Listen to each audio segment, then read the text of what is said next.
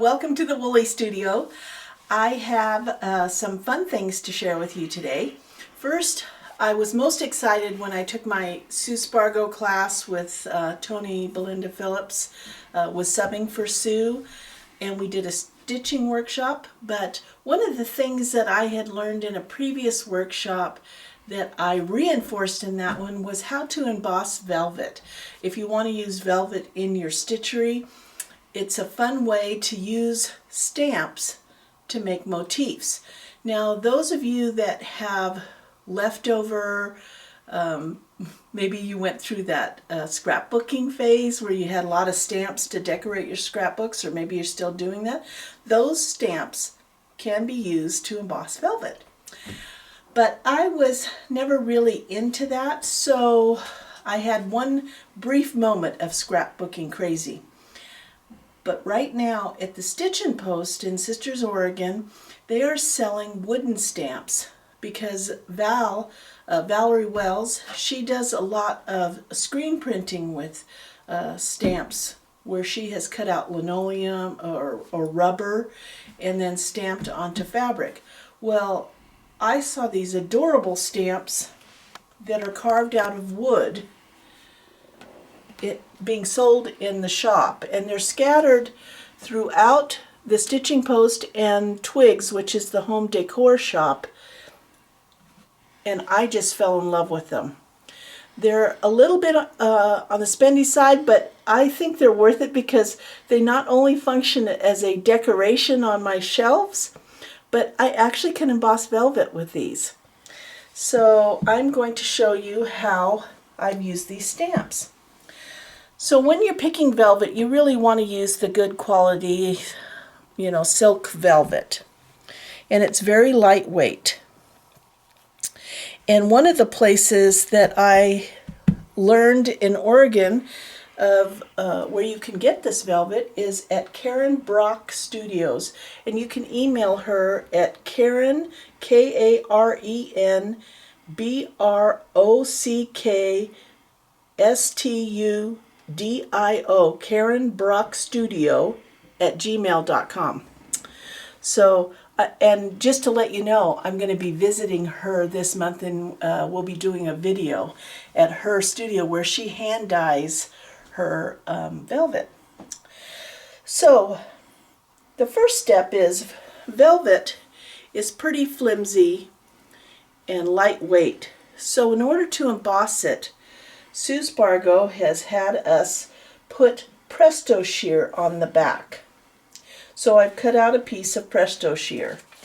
Now Sue sells this on her site, and you get a nice big piece for $3, and it lasts a while because you're not making big pieces. And the Presto shear is similar to SF101 in that it has a smooth side and a rough side, and the rough side is the fusible side, and it's very lightweight, much more lightweight than the SF101 that I use for wool. But I'm going to put it on the back of my velvet, on the wrong side of the velvet, and I'm going to put my iron on steam, and I'm going to steam it down so it will adhere to the velvet. So using steam, I've attached the Presto shear to the velvet, and it's made a nice little piece with a little bit more integrity than the velvet by itself. And then I'm going to emboss it with a stamp. So I think I'll do this Christmas stamp with this silver.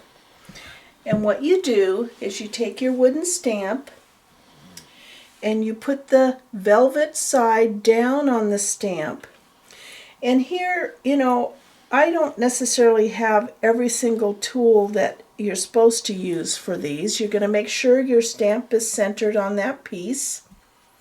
And I can feel the edges. It's better to use an iron that doesn't have the holes in it.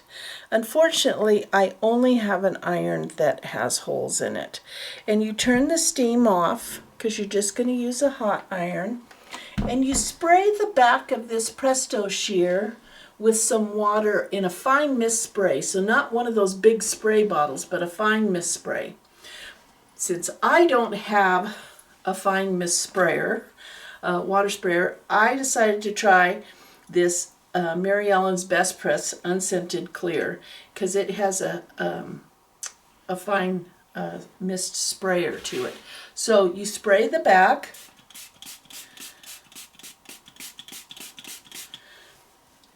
And then you take your dry iron with the steam off and you just put it down there on that Presto shear against the stamp.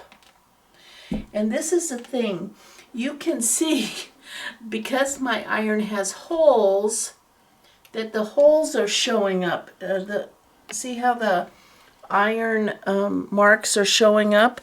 So I'm going to very gently move my iron in a different direction to get rid of those.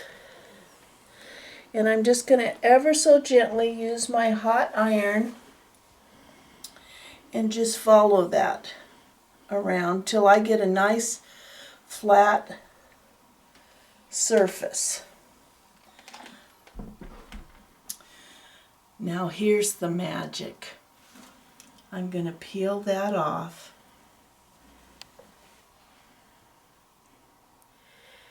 And look at that. Design has just embossed itself onto the velvet.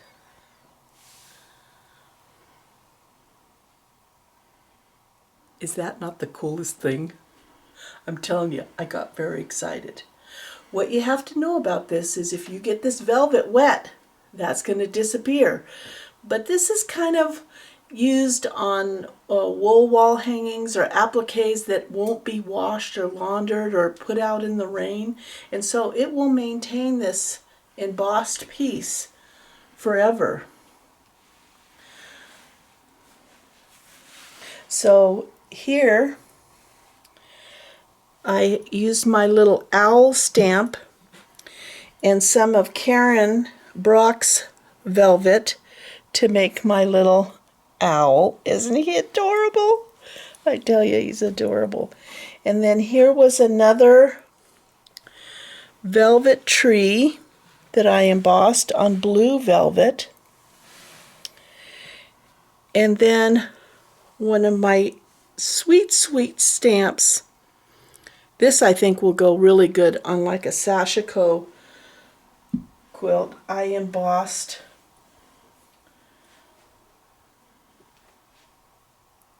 my fish. Now how cool is that? And they sell a variety of these stamps at the Stitching Post. So I'm not sure if they're on their website, but you can call and say, tell me about your wooden stamps, and they can help you pick one out. Chickens, hands with the the designs on them. All of a sudden I can't say that word. So the other way that our stamps have been used is Robin, my friend Robin, who is not only a quilter and a potter, wanted to use my stamp for her pottery. And I said, okay, you can use my stamp if I can get a couple little pots with my stamp on it. And sure enough, she made 2 pots I can use for flowers or pencils. And she used this wooden stamp on that pottery. And then on this other piece, she cut out the piece and mounted it to the top of the pot. So I'm here to tell you, these stamps are so fun. And they're very cute to have sitting around here in the studio. So next, some stitching.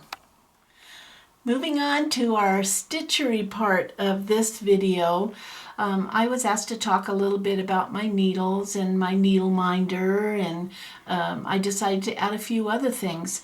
So the needles I use for wool, vary. Either a 22 or 24 chenille needle, and I have my needle box here. And there's a variety of name brands. I use the Golden Eye Chenille Clover, easy to thread because the eye is gold. I like also the Primitive Gatherings, either the 24, and as you can see, the 22 is a little bit bigger. And those are great needles. John James makes a needle.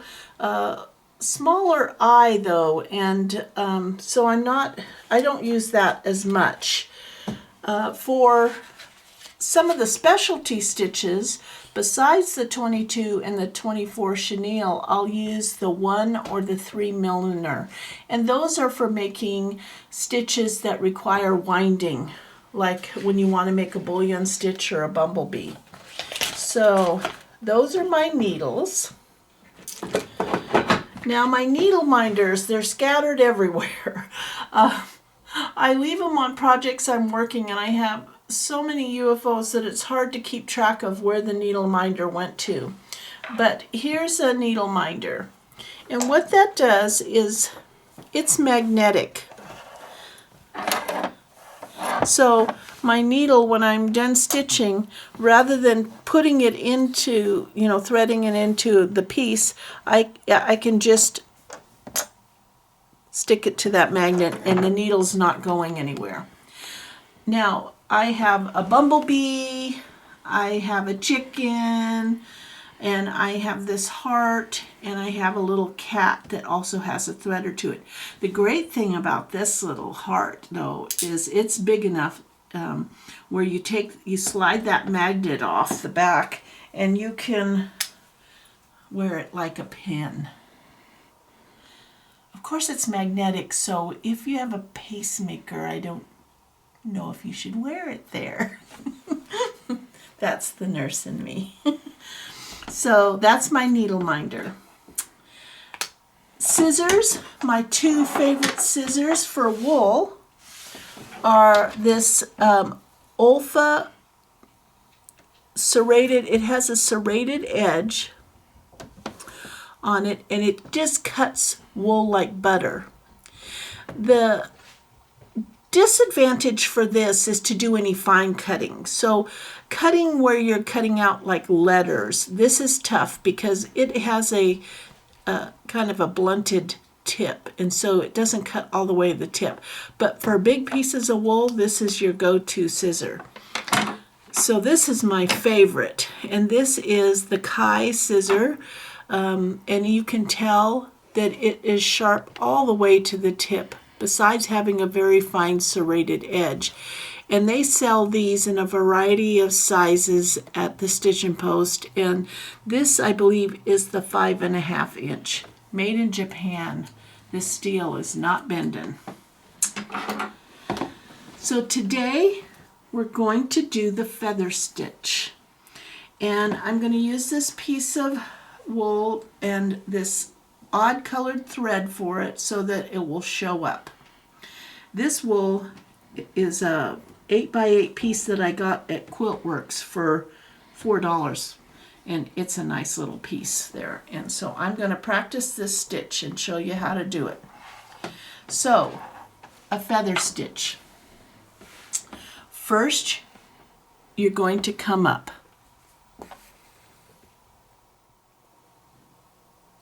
Once you've come up, you're going to come straight across and go down, and then make a V. So you're going to make a V between those 2 stitches, entry and exit. Then you're going to come down so you have a nice little V, if that makes sense. Now, I always had a hard time with this stitch until Stacy from Buttermilk Basin showed me one little trick, and I've been a feather maniac since. So this is Stacy's trick. So I'm going to pull it through like a V, and see, it makes a nice little V. Now the trick to the feather stitch is that you're going to bring this thread over so that it lines up with this thread. So this thread is going to make a straight line like that, and I'm going to hold it there. And then I'm going to come straight across here and go down the same distance that I did here. And I'm going to make another V. So I'm going to go there, and then I'm going to make a V. So see how I did that? So this line is straight here.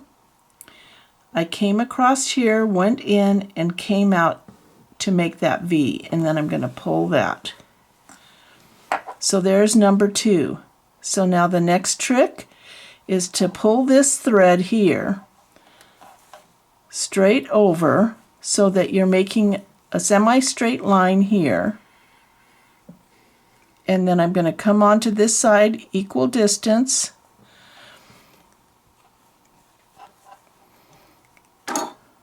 Hard to do this backwards with the camera, but what I'm going to do is I'm going to come up and make a V between those 2 points.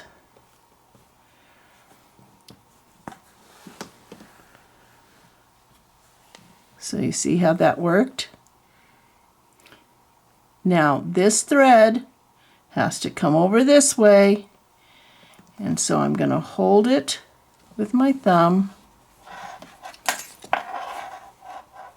I want to get out of the way so the camera can see.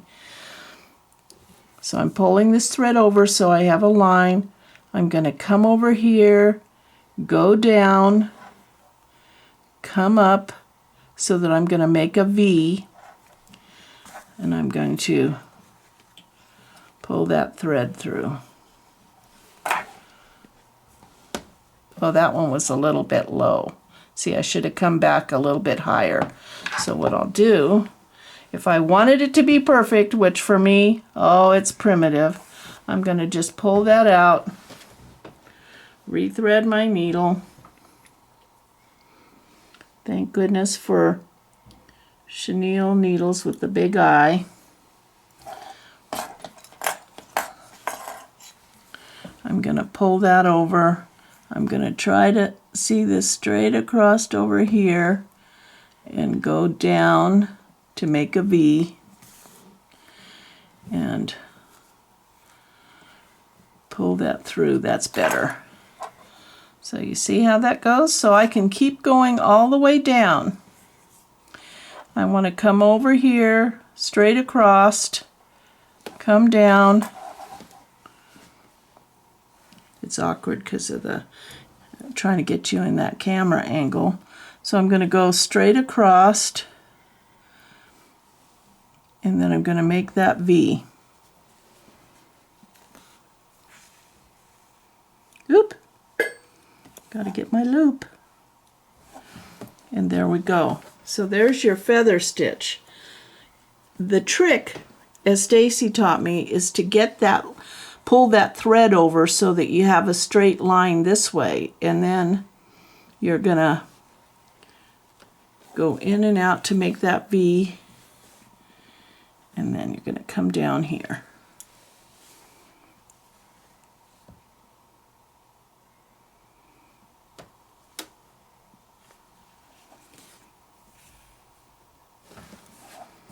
And then I can go all the way down or all the way around like on Stacy's mats. But you know my motto, if it's not perfect, it's primitive. So that's okay. The next thing we'll do on our next video, I'm not going to do it on this one, is the bullion stitch because it's one of my favorites. And the reason it's one of my favorites is, let me show you my bag. So here's my Sue Spargo Yazzie bag, and the bullion stitch is a wrapped stitch that takes a milliner needle, and that's what I use to go around these circles here. That's a bullion stitch. But the cool thing about the bullion stitch is that it is the same stitch that you use to make this little bumblebee,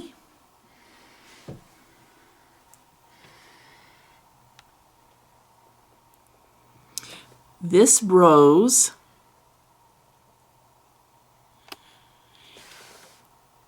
and this little ladybug. So it's a really, really versatile stitch and so much fun. So on the next stitching video, we'll do that bullion stitch and help you along with that because it's my favorite. Well, have a nice day. G and I are off to go to antique shops. Yay!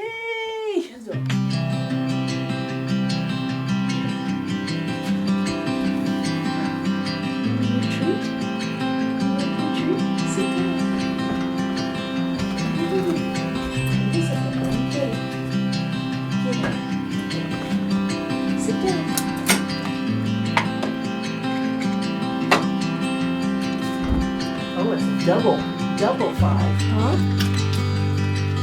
You're a good dog, huh? You're a good sewing room dog. Uh-oh. Bounced off your nose. Okay. Say goodbye to everybody. Come here. Say goodbye.